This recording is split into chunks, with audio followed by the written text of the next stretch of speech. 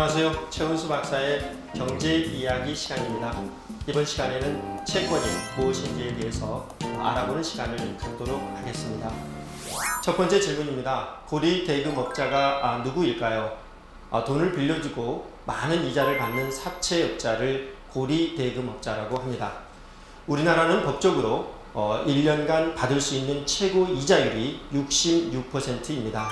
그러니까 100만 원을 빌려줬을 때 1년간 받을 수 있는 최고 이자는 66만 원까지입니다. 하지만 여러분들 상황이 절박하다고 생각해 보십시오.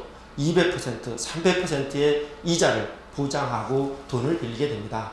또 더 안타까운 사연도 많은데요. 신문을 보면 자기 신체 포기각서까지 써주면서 돈을 빌리는 그런 경우들이 많습니다. 이런 일이 있어서는 안 되겠죠. 실제 고리 대금업자의 비리는 극에 달하고 있습니다. 셰익스피어가 쓴 베니스의 상해에 보면 샤일록이라는 고리 대금업자는 돈을 빌려주고 돈을 갚지 못할 경우 4.1파운드를 대신 갚아라, 이런 요구를 하게 됩니다. 명재판관의 등장으로 살점은 떼어가되 피를 흘려서는 안 된다는 판결로 샤일록은 전 재산을 몰수당하게 됐죠. 두 번째 질문입니다. 기업이 회사 경영에 필요한 자금을 어떻게 조달할까요? 두 가지 방법이 있는데요. 하나는 이자를 주고 돈을 빌려오는 방법이 있고요. 다른 하나는 주식을 발행해서 돈을 모으는 방법이 있습니다. 첫 번째 방법, 즉 이자를 주고 돈을 빌려오는 방법을 우리는 타인 자본, 즉 부채라고 이야기를 합니다. 은행에서 돈을 빌려올 때는 건물을 담보로 은행에서 직접 돈을 빌려올 수 있지만 회사가 직접 이자를 주고 투자자로부터 돈을 모으는 방법이 있습니다. 즉 채무증서, 즉 빈문서를 작성을 해주고 돈을 빌리는 방법이죠. 이것을 우리는 채권이라고 합니다. 그러니까 채권이라는 것은 기업이 원금과 이자를 만기에 갚을 것을 약속하는 일종의 계약서라고 이해하면 됩니다. 두 번째 방법, 즉 주식을 발행해서 주주로부터 모은 돈을 우리는 자기자본이라고 합니다. 자기자본은 주주로부터 모은 돈이기 때문에 별도로 이자를 지급하지 않아도 됩니다. 그만큼 회사 경영에 부담이 적게 되겠죠.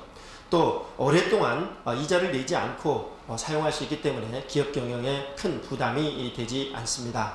이 자기자본이 많을수록 우량한 회사라고 우리가 이야기를 하죠. 다른 사람한테 빌려온 돈, 타인 자본을 자기 자본으로 나눈 값, 이것을 우리는 부채 비율이라고 하는데요. 이 부채 비율이 높을수록 회사가 지급하는 이자 부담이 크기 때문에 회사 경영에는 큰 부담이 됩니다. 세 번째 질문입니다. 채권에는 어떤 종류들이 있을까요? 누가 발행하느냐에 따라서, 즉 발행 주체에 따라 채권의 종류가 나눠지게 됩니다. 국가에서 발행하면 국채, 그리고 지방자치단체에서 발행하면 지방채라고 부릅니다.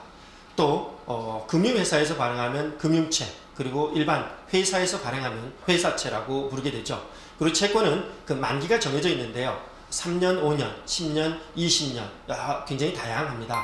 그리고 만기가 있기 때문에 채권에는 돈을 몇 년간 빌려주면 얼마만큼의 이자를 주겠다는 그런 약속이 적혀져 있습니다. 그래서 여러분이 채권을 사게 되면 만기에 이자와 원금을 동시에 돌려받게 됩니다.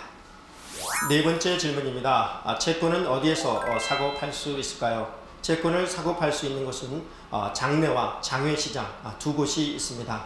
한국거래소가 장내시장의 역할을 하고 있습니다. 오전 9시부터 3시까지 한국거래소에 상장된 채권을 사고 팔 수 있죠. 우리가 채권을 사고 팔려면 증권사를 방문해서 계좌를 개설한 다음에 홈 트레이딩 시스템을 활용해서 온라인으로 채권을 사면 됩니다.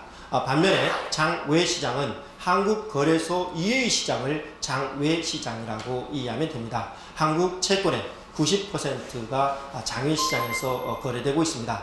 쉽게 이야기해서 증권사에 가서 주식을 사는 것을 장외 시장에서 주식을 산다라고 이해하시면 됩니다.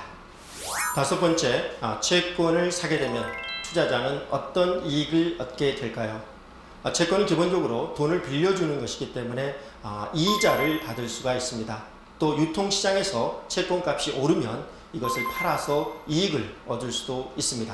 그렇다면 이자율은 어떻게 결정이 될까요? 그 회사의 신용 등급에 따라 결정이 됩니다.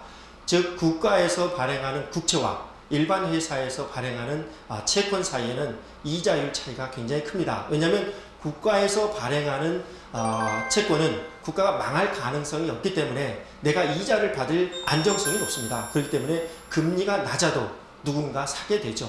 반면에 삼성전자와 일반 중소기업을 예로 들어보겠습니다. 삼성전자는 우량회사고 트리플 A의 신용등급을 갖고 있기 때문에 이 회사의 채권의 금리는 일반 중소기업보다 낮습니다. 왜냐하면 회사가 우량하기 때문에 돈을 떼일 가능성이 낮게 되는 것이죠. 이처럼 채권의 이자율, 즉 수익률은 그 회사와 그 기관의 신용 등급에 따라서 결정이 됩니다.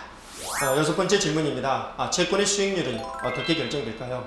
채권에는 금리, 이자율이 결정되어 있다고 말씀드렸는데요. 이 이자율이 수익률과 같은 개념입니다. 그러니까 수익률, 이자율, 금리는 같은 개념으로 혼용해서 사용되고 있다고 이해하시면 됩니다. 채권에는 만기 상환액과 이자율이 정해져 있습니다. 예를 들어볼까요? 1년 뒤 만기 상환액이 10만 5천 원이고 이자율이 연 5%인 회사채를 오늘 산다고 가정해 보겠습니다. 이 경우 5%가 할인율이라는 개념이 사용이 됩니다. 그래서 10만 5천 원의 이자율이 5%이기 때문에 이것을 5%를 할인하게 되면 5천 원을 할인받게 됩니다. 그렇기 때문에 우리가 지금 살 때는 10만 원의 채권을 사게 되는 것입니다. 그렇다면 수익률은 어떤 식으로 결정이 될까요? 금리가 내려가면 할인을 조금 받기 때문에 채권 값이 높아지게 됩니다. 반면에 금리가 올라가게 되면 많이 할인받기 때문에 채권 값이 싸지게 됩니다. 이렇게 금리의 변동에 따라서 채권 값은 금리와 반대로 움직이게 돼 있습니다. 일곱 번째 질문입니다. 그렇다면 채권 투자자들은 어떤 방식으로 돈을 벌게 될까요? 앞서 말씀드린 대로 금리와 채권 값은 반대로 움직인다고 말씀드렸죠. 그러니까 금리가 오르게 되면 많이 할인을 받기 때문에 채권 가격은 떨어지게 됩니다. 반면에 금리가 내려가게 되면 금리 할인폭이 작기 때문에 채권 값이 올라가게 되는 것이죠. 그래서 우리가 채권을 산 다음에 금리가 내려가게 되면 그만큼 채권 값이 비싸져서 많은 이익을 낼 수 있게 됩니다.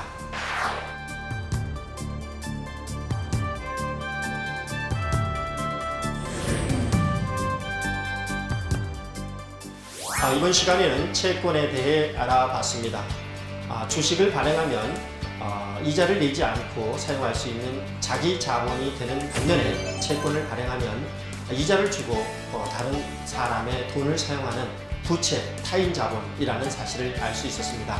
또 채권을 사게 되면 채권에서 제공하는 이자를 받을 수 있고 또 금리가 내려가면 채권 값이 올라서 수익을 낼 수 있다는 사실도 알 수 있었습니다.